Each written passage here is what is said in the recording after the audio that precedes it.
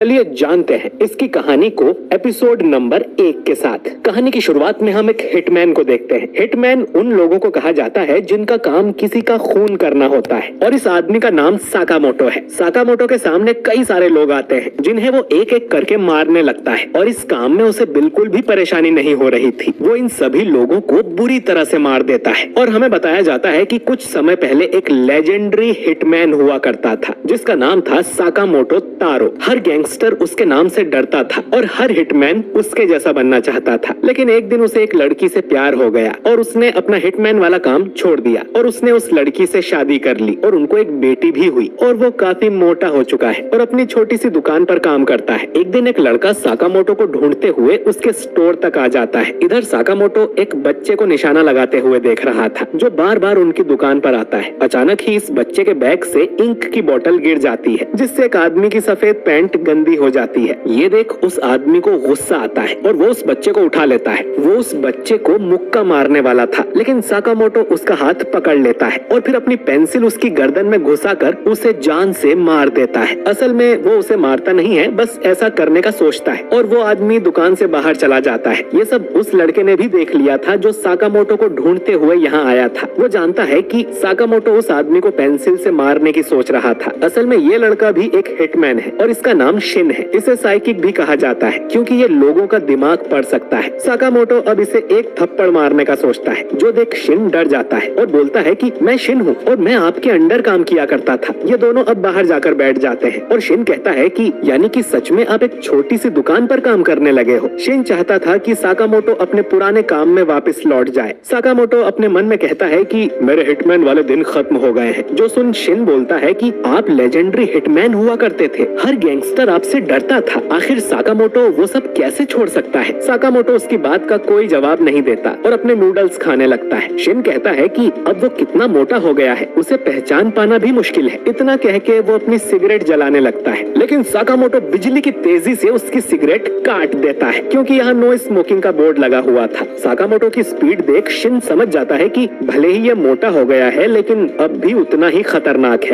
अगर full video देखनी है तो यहाँ पर क्लिक करो और मेरे चैनल पर जाकर फुल वीडियो एंजॉय करो। Thanks for watching.